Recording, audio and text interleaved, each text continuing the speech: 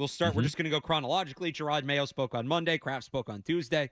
So Jerod Mayo, I think we start there. I think there's a couple points I want to get to. I know you have some stuff you want to get to, but Jerod Mayo, it felt like, so here's how I'd sum up the Jerod Mayo media experience so far.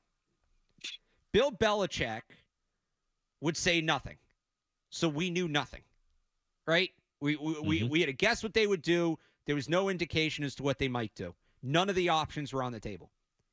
With Jerod Mayo, every option's on the table. So we also know nothing. Because he says, he raves about Drake May, which normally you'd look at and be, oh, wow, look at the head coach going on about Drake May. That's the guy.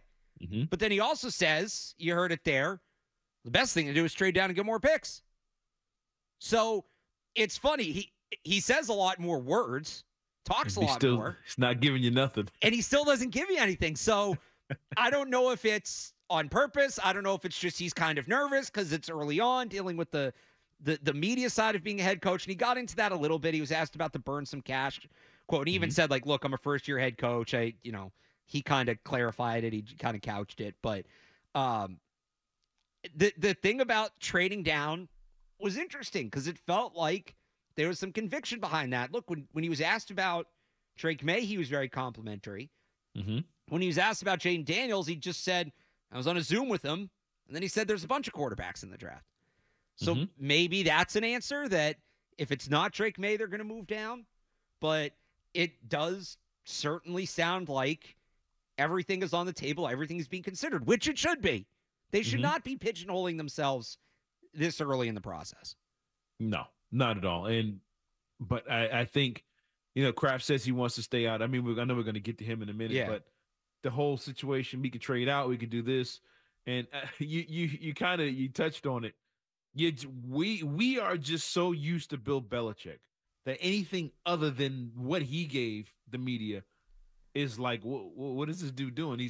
I see people say, oh, he's tipping his hand. It's like, he's got nothing to hide. We're not playing poker here. It's not like it's secret. He's either going to trade the pick or he's going to pick a quarterback. He's saying too much, but like you said, he's saying a lot. He's speaking a lot. He's smiling. He's talking for 25 minutes, and you're left coming out of it not knowing anything more than you did before he opened his mouth. And like you said, is it intentional? Is that what he's trying to do? Or is it just him just talking? But I think his legacy isn't going to be built on how he talks to the media. It's not going to be built on how friendly he is or if he tips his hand. It's all going to be all based on September on what he does on the football field. If they're winning games, if the players are buying in, he can get up there and say anything he wants and we'll be cool with it. But, I don't think he's kind of giving away what they want to do. I don't think they have anything locked in already. And like you said, they shouldn't be at this point because somebody could come the last minute and absolutely blow their minds and give them something where they don't have to move back as far as 11. Just move a couple picks and you still get your quarterback. We just don't know what's all on the table right now. But I think I'm leaning more toward I don't mind him just speaking a lot, but I don't think he's giving away too many the internal secrets and stuff like that either. I don't mind it either, outside of the fact I have to transcribe more, which is like the least favorite part of my job. You guys got to do a lot of work with that. Right. That's but I don't mind it either. It's different. It's different, certainly. But different doesn't necessarily mean bad. It doesn't necessarily mean good. It's just different. The only thing I think he said definitively, and he didn't actually say it in this interview, he said it to Mike Reese separately, was that quarterback's a priority, that's a definitive statement. Yes, it is. But I feel like we kind of knew that.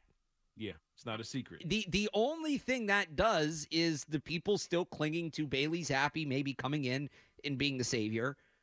Doesn't sound like, I'm not going to say they don't think that can happen, but they're not counting on that. That's not plan A.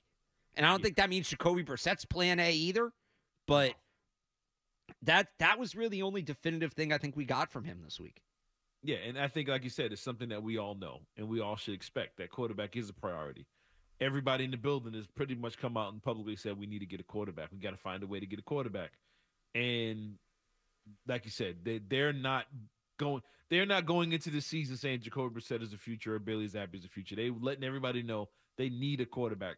It's just all about, do they get their guy or do they get a bunch of picks and their guy? That's all they're really trying to decide right now. But they're going to come out of this with a guy they feel is their future quarterback. I also think he hit on something very interesting. He was asked about Mac Jones and kind of what he learned from Mac Jones' tenure. And I'll read the quote here. He's kind of in the middle of it. He talks about, building on Mac Jones came in, had success.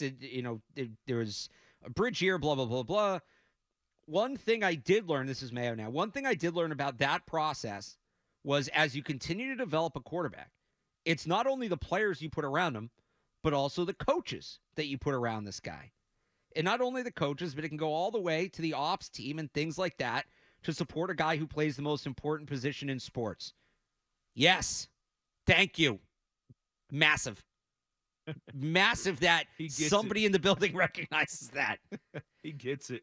And because I've been saying this, I was talking to some people last night and they were asking me about, do you really feel great about any of the quarterbacks? And it's like, I like them as prospects, but what people need to remember is I feel like we're getting so caught up with, and as you said earlier, Cerrone, we're so dug into it. I can't believe there's 3 more weeks of this thing. It feels like we've been going over and over and over, and we're so locked in on just the pick. Drafting the quarterback is not the end of the process. It's actually the beginning. Yes. Because once you draft the guy, that's only half the battle. You don't have to develop him and get that whole part right. Yep. So to hear Jerod Mayo say that, because the thing is, let's look ahead. We can be a little optimistic here. I think that's okay. Yeah.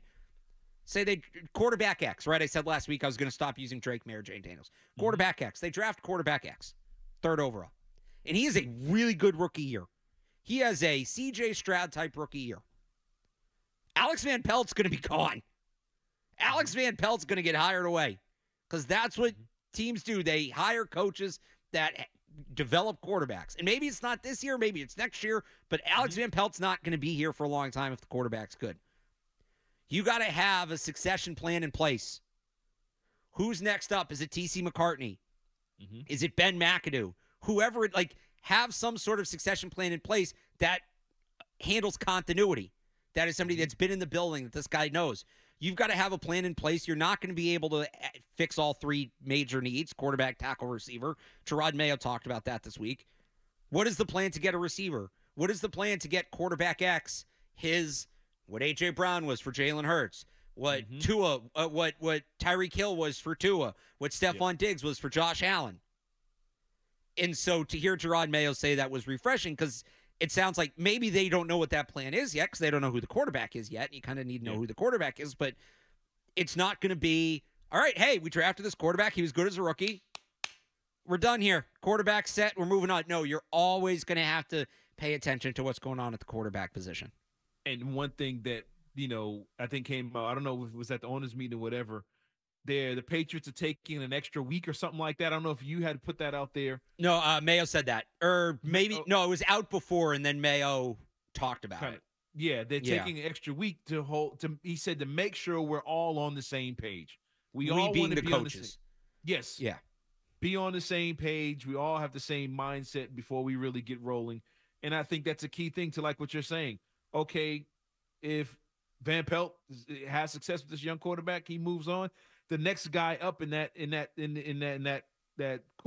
tree, that coaching tree that they have there, they're all on the same page. They're all with the same philosophy, the same mindset. So they can easily just flow guys in or out, and you're not caught scrambling year after year trying to make changes to your staff, whatever. But if you have everybody on the same page with the same mindset, if you lose a guy, then somebody easily slides into that next spot, and that quarterback is not wondering what's going on and why do I have a defensive coordinator calling my plays.